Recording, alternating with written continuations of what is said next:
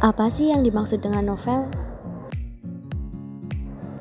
Berikut adalah anggota dari kelompok 1. Topik pembahasan pada bab ini yaitu yang pertama pengertian novel, kedua ciri-ciri novel, ketiga jenis-jenis novel, keempat struktur novel, kelima unsur pembangun novel, dan yang keenam yaitu kebahasaan novel.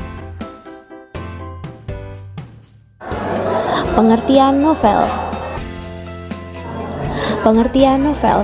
Novel adalah karangan prosa yang panjang mengandung rangkaian cerita kehidupan seseorang dengan orang di sekelilingnya dengan menonjolkan watak dan sifat setiap pelaku. Novel juga dapat diartikan sebagai cerminan kehidupan yang diungkap dalam karya sastra. Isi novel berkaitan erat dengan latar belakang pengarangnya. Pengarang sering memasukkan pandangan dalam novel yang dibuatnya. Pandangan hidup pengarang berkaitan erat dengan latar belakang pendidikan, kegemaran, tradisi, dan wawasan seninya. Adapun langkah-langkah menafsirkan pandangan pengarang terhadap novel yang ditulisnya sebagai berikut. Yang pertama, membaca keseluruhan isi novel. Yang kedua, memahami isi novel secara mendalam. Yang ketiga, mengetahui biografi atau kehidupan pengarang. Dan yang keempat, mengaitkan kehidupan pengarang dengan kehidupan di dalam novel. Interpretasi pandangan pengarang merupakan hasil dari penafsiran, kesan atau pendapat, tanggapan dari pandangan hidup pengarang yang dituangkan dalam karyanya. Cara menginterpretasi yaitu yang pertama, menyimpulkan pandangan pengarang terhadap kehidupan novel yang dibuatnya. Yang kedua, memberikan kesan, tanggapan, atau penafsiran terhadap pandangan pengarang. Dan yang ketiga yaitu menyajikan hasil interpretasi baik secara lisan maupun tulis dengan menarik. Ciri-ciri novel. Yang pertama, novel terdiri minimal 35.000 kata atau 100 halaman. Yang kedua, terdapat lebih dari satu pelaku yang diceritakan. Yang ketiga, terdapat lebih dari satu efek dan emosi. Yang keempat, novel mempunyai alur cerita yang kompleks. Dan yang terakhir, yaitu terkadang muncul tema sampingan selain tema utama. Jenis-jenis novel. Jenis novel berdasarkan kebenaran ceritanya dibagi menjadi dua, yaitu novel fiksi dan novel non-fiksi. Novel fiksi merupakan jenis novel yang bercerita tentang hal fiktif atau khayalan semata dan tidak pernah terjadi dalam kehidupan nyata. Kefiktifan ini juga termasuk tokoh, alur, dan latar yang digunakan dalam novel saja. Contoh, cerita Harry Potter. Novel non-fiksi merupakan jenis novel yang bercerita tentang kejadian nyata. Biasanya jenis novel ini merupakan kisah sejarah atau pengalaman seseorang. Contohnya Laskar Pelangi. Jenis-jenis novel berdasarkan genre. Yang pertama, novel misteri. Jenis novel ini lebih rumit dan dipenuhi teka-teki yang harus dipecahkan. Biasanya disukai pembaca karena membuat rasa penasaran dari awal sampai akhir. Contohnya novel Sherlock Holmes karya Sir Arthur Conan Doyle. Yang kedua, novel komedi. Dilihat dari namanya, novel ini memiliki unsur-unsur lucu dan humor sehingga bisa membuat pembacanya terhibur dan sampai tertawa terbahak-bahak. Contohnya, novel Mamut Merah Jambu karya Raditya Dika. Yang ketiga, novel romantis. Novel yang berkisahkan tentang percintaan dan kasih sayang. Biasanya disertai intrik-intrik yang menimbulkan konflik. Contohnya novel Summer in Seoul, Autumn in Paris, Winter in Tokyo, dan Spring in London karya Ila Nathan. Yang keempat, novel horor. Memiliki cerita yang menegangkan, seram, dan membuat pembacanya berdebar-debar, berhubungan dengan makhluk-makhluk gaib dan berbau supranatural. Contohnya novel Dracula karya Bram Stoker. Yang kelima, novel inspiratif. Jenis novel ini dapat menginspirasi banyak orang. Banyak mengandung nilai-nilai moral dan hikmah yang dapat diambil dalam novel ini. Contohnya, novel Khairul Tanjung Si Anak Singkong. Yang keenam, novel sejarah. Novel sejarah diangkat dari cerita sejarah, mitos, ataupun legenda yang pernah ada dalam masyarakat. Biasanya di dalam cerita macam novel ini, penulis akan menambahkan opininya terhadap sejarah tersebut. Contohnya novel Amba. Yang ketujuh, novel petualangan. Dalam novel petualangan lebih menitik beratkan pada alur dan cerita yang berkesinambungan. Adegan dan dialog di dalamnya membahas tentang situasi, sedangkan latar yang tergambar dalam cerita biasanya lebih mendetail. Biasanya macam novel ini menceritakan tentang misi dengan akhir cerita yang jelas, tetapi penyelesaiannya yang menggantung. Contohnya novel A Journey to the Center of the Earth. Jenis-jenis novel berdasarkan isi dan tokohnya. Yang pertama, teen lead merupakan jenis novel yang menceritakan hal-hal yang berhubungan dengan remaja dan akan menggunakan tokoh yang masih remaja. Hal tersebut dibuat untuk menarik perhatian para pembaca. Contohnya seperti novel Dialova dan Perahu Kertas. Yang kedua, chick lit merupakan jenis novel yang berhubungan dengan masalah-masalah atau gaya hidup seseorang wanita muda. Contoh dari jenis novel ini yaitu Testback, Miss Jutek, dan lain sebagainya. Yang ketiga, songlit merupakan jenis novel yang menceritakan hal-hal yang berhubungan dengan lagu-lagu yang sedang hits dan memiliki makna yang mendalam. Contohnya novel Buaya Darat dan Ruang Rindu. Yang keempat, dewasa merupakan jenis novel yang berhubungan dengan urusan orang dewasa atau kehidupan orang dewasa. Contohnya seperti novel On the Island, Saman, dan Larung. Struktur di dalam novel. Struktur novel yang pertama, orientasi. Orientasi biasanya berisi pengenalan dan berada di awal-awal novel. Misalnya pengenalan tokoh, latar tempat dan suasana, serta waktu. Yang kedua, komplikasi. Secara garis besar, komplikasi berisi rangkaian masalah atau konflik yang terjadi di dalam novel. Yang ketiga, klimaks. Dalam artian lain, klimaks adalah puncak dari komplikasi. Yang keempat, resolusi. Resolusi itu biasanya berisi penyelesaian dari masalah utama serta menjelaskan nasib-nasib dari para tokoh setelah menyelesaikan konflik. Dan yang kelima adalah koda. Koda ini adalah penjelasan mengenai cerita atau kehidupan yang akan dijalani oleh tokoh di kemudian hari. Unsur pembangun novel. Terdapat dua unsur pembangun novel. Yang pertama yaitu unsur intrinsik atau unsur yang membangun di dalam novel. Unsur intrinsik yang pertama yaitu tema. Tema adalah landasan dasar penulis cerita. Tema dalam novel biasanya dituliskan secara tersirat atau tidak langsung. Yang kedua, alur. Alur merupakan pola pengembangan cerita yang terbentuk oleh hubungan sebab akibat.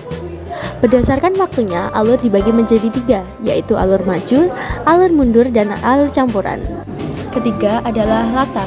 Latar adalah pijakan dalam sebuah cerita fiksi. Latar dibagi menjadi 4, yaitu latar tempat. Latar tempat adalah lokasi terjadinya kejadian pada sebuah cerita fiksi. Yang kedua yaitu latar waktu.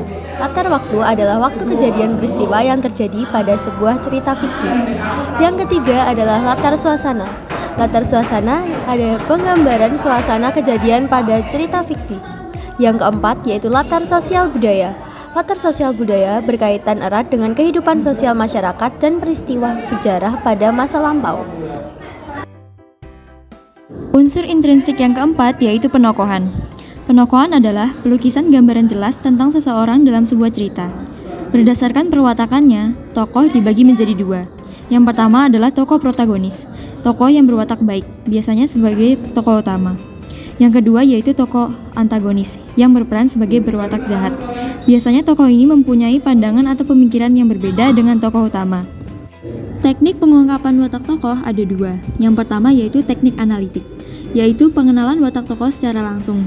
Biasanya langsung memberikan deskripsi, uraian, atau penjelasan mengenai sikap, sifat, watak, tingkah laku, atau ciri fisiknya. Yang kedua adalah teknik dramatik, yaitu pengenalan watak tokoh secara tidak langsung. Sifat ataupun watak tokoh ditunjukkan melalui berbagai macam aktivitas yang dilakukan tokoh, baik verbal maupun tingkah laku. Selanjutnya yaitu sudut pandang. Sudut pandang adalah sarana pengarang untuk menyajikan tokoh, tindakan, latar, dan berbagai peristiwa yang membentuk cerita. Sudut pandang dibagi menjadi 3, yaitu sudut pandang orang ketiga.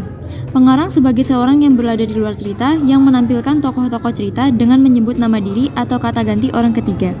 Kata ganti tersebut misalnya ia, dia, dan mereka. Yang kedua adalah sudut pandang orang pertama. Pengarang ikut terlibat dalam cerita sebagai si aku, tokoh yang berkisah dan mengisahkan kesadaran diri sendiri. Yang ketiga yaitu sudut pandang campuran. Pengarang menggabungkan penggunaan sudut pandang orang pertama dan sudut pandang orang ketiga. Unsur intrinsik yang terakhir yaitu amanat. Amanat adalah pesan yang disampaikan pengarang secara implisit kepada pembaca untuk bahan pembelajaran. Amanat dalam cerita fiksi biasanya dapat disimpulkan dengan menganalisis tindakan atau dialog tokoh.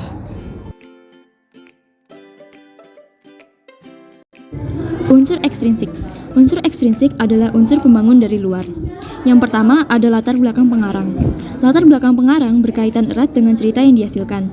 Tema atau ide cerita dapat dipahami melalui sejarah hidup pengarang, yang terdiri atas biografi pengarang, kondisi psikologis, latar belakang pendidikan, daerah asal, dan aliran paham atau mazhab sastra yang dianut. Yang kedua ada latar belakang masyarakat. Berasal dari kondisi lingkungan masyarakat tempat penulis tinggal. Suatu karya sastra fiksi bisa dipengaruhi oleh ideologi, kondisi politik, kondisi ekonomi, dan kondisi sosial suatu negara. Seringkali para pengarang terinspirasi dari kejadian yang dilihatnya dalam kehidupan sosial sehari-hari. Yang terakhir ada nilai-nilai kehidupan dalam cerita. Yang pertama ada nilai moral, berkaitan dengan akhlak, budi pekerti, dan tindakan sosial manusia. Yang kedua, nilai religius, berkaitan erat dengan Tuhan. Yang ketiga, nilai budaya, berhubungan dengan konsep masalah dasar yang sangat penting dan bernilai dalam kehidupan manusia. Yang keempat, nilai kepahlawanan, berhubungan dengan perjuangan dalam memperjuangkan sesuatu. Yang kelima, nilai sosial, berkaitan dengan tata pergaulan individu dalam masyarakat. Dan yang terakhir ada nilai politik, berhubungan dengan pemerintahan dalam suatu daerah. Nilai politik biasa ditampilkan sebagai pendukung latar waktu atau latar tempat novel. Kebahasaan novel. Kebahasaan novel. Yang pertama, novel akan banyak menggunakan kalimat yang bermakna lampau. Yang kedua, menggunakan konjungsi kronologis seperti kemudian, selanjutnya, akhirnya. Yang ketiga, menggunakan kata kerja yang menggambarkan suatu tindakan. Yang keempat, banyak menggunakan kalimat langsung dan tidak langsung. Yang kelima, memuat banyak kata kerja yang menyatakan sesuatu yang dipikirkan atau dirasakan oleh tokoh, atau yang disebut dengan kata kerja mental. Yang keenam, novel dengan sudut pandang orang pertama akan banyak menggunakan kata orang pertama dalam penyampaian ceritanya, seperti aku, saya, dan kami. Ketujuh, dalam sudut pandang orang ketiga, novel akan banyak menggunakan kata ganti orang ketiga seperti dia, mereka. Yang kedelapan, majas. Majas adalah bahasa berkias yang dapat menghidupkan atau meningkatkan efek dan konotasi tertentu. Majas terbagi menjadi 4. Yang pertama yaitu majas perbandingan. Majas perbandingan adalah gaya bahasa yang menggunakan kata-kata dalam bentuk perbandingan untuk meningkatkan kesan terhadap pendengar. Macam-macam majas perbandingan. A. Majas personifikasi. Majas personifikasi menggambarkan benda tidak bernyawa seolah-olah hidup dan mempunyai sifat seperti manusia. Contohnya, angin berbisik lembut menyampaikan salamku padanya. B. Majas metafora, meletakkan objek bersifat sama dengan pesan yang ingin disampaikan dalam bentuk ungkapan. Contohnya, anak itu dikenal sebagai kutu buku di kelasnya. C. Majas simile. Majas ini memperbandingkan dua hal berbeda menjadi sesuatu yang dianggap sama. Contohnya, wajahmu seperti rembulan yang bersinar dikala malam hari tiba. D. Majas hiperbola. Majas ini mengungkapkan sesuatu dengan kesan berlebihan. Contohnya, gedung-gedung di Jakarta itu telah mencapai langit. E. Majas eufemisme. Majas ini menggantikan kata-kata yang dianggap kurang baik atau tidak sopan dengan padanan yang lebih bagus. Contohnya, banyak sekali orang tidak sehat yang ditemui berkeliaran di jalan-jalan. Makna ini yaitu orang tidak sehat adalah orang yang dalam gangguan jiwa.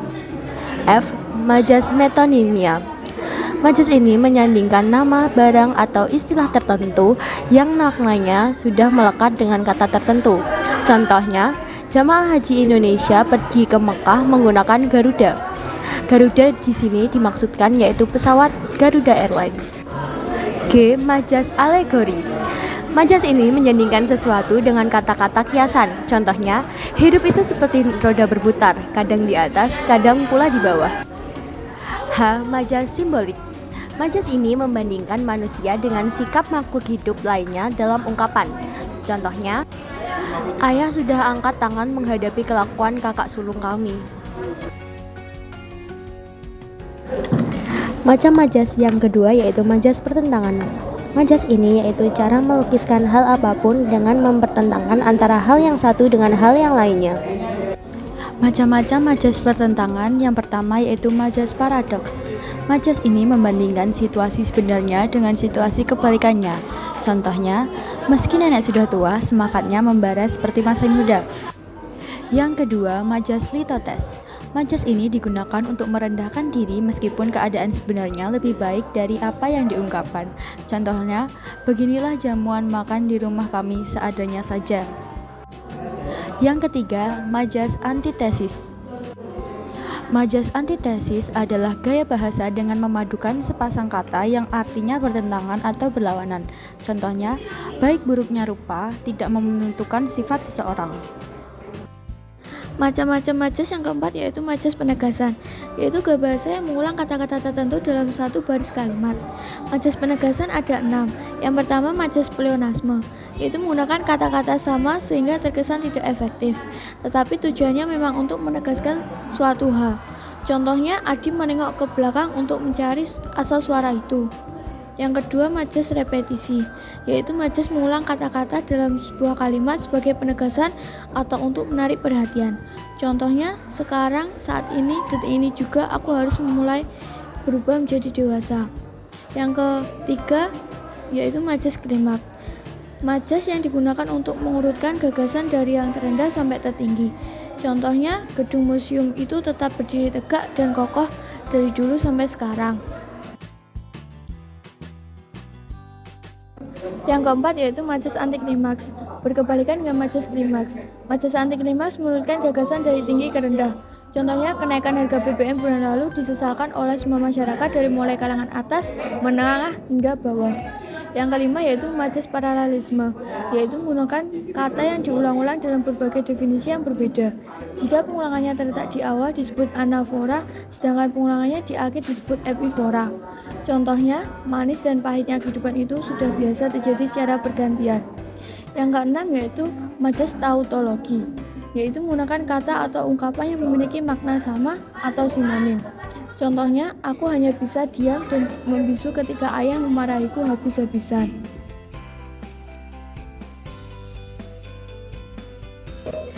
Gimana sih caranya membuat novel atau novelet?